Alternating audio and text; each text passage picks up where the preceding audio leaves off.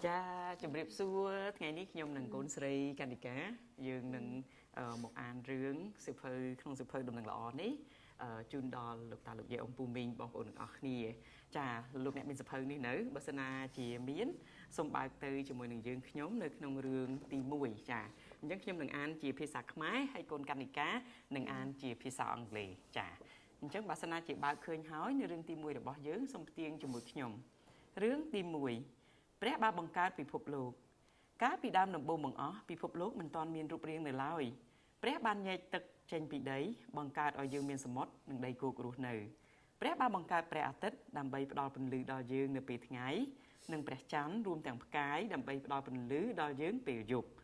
ព្រះបានបង្កើតពិភពលោកព្រះគម្ពីរលោកុបាទជំពូក1ខ1ដល់ខ10ខ14ដល់ខ19ចាកូនកណ្ឌិកាកូនអានជាភាសាអង់គ្លេសកូនចា Story 1 God made the world. In the beginning, the world was without form. God separated the water from the earth to give us sea and the land to live on. God made the sun to give us light in the daytime and the moon and the stars to give us light at night. God made the world. Genesis chapter 1, verse 1 to 10, verse 14 to 19. ចាអរគុណល្អមែនតើកូនចា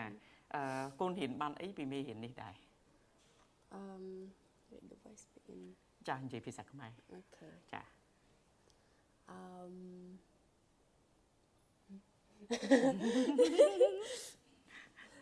កូនមើលយើងនិយាយអំពីព្រះបានបង្កើតពិភពលោកអញ្ចឹងចង់ដឹងថាប្រិយមិត្តដែលកំពុងទៅទស្សនាតើរៀនបានអីពីរឿងខ្លីយើងទី1នេះហើយចង់ដឹងដែរថាកូនកណ្ឌិការៀនបានអីពីព្រះដែរក្នុងរឿងនេះកូន What did you learn about God from this short story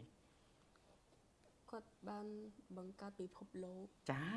ព្រះបានបង្កើតពិភពលោកអស្ចារ្យមែនទែនមែនទេពិភពលោកមិនកើតឡើងឯងទេតែមានព្រះដែលបង្កើតទៅឯងកូន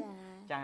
អញ្ចឹងប្រិយមិត្តអ្នកទស្សនាទាំងអស់គ្នាចាបើសិនណាជាមានសភៅនេះហើយខ្ញុំនឹងព្យាយាមអានយើងនឹងអានម្ដងមួយជាភាសាខ្មែរភាសាអង់គ្លេសដែលលោកអ្នកអាចតាមដានជាមួយយើងខ្ញុំហើយបើសិនណាជាអត់ទាន់មានសភៅរឿងដំណឹងល្អនេះទេអាចតាក់ទងមកកាន់ page គេដំណើរយើងខ្ញុំដែលចែកជូនដល់លោកអ្នកទាំងអស់គ្នាកូនកុមារគឺចែកជូនដល់អ្នកទាំងអស់គ្នាដែលឥតគិតថ្លៃចាសូមព្រះអង្គប្រទានពរយើងនឹងជួបគ្នានៅរឿងទី2បន្តទៀតសូមអរគុណសូមជម្រាបលា